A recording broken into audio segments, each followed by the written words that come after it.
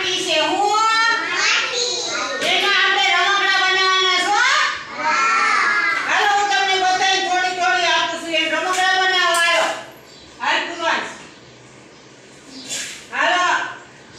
રમકડા બનાવવા માંડો જેને જેવું આવડે ને એવું રમકડું બનાવવાનું છે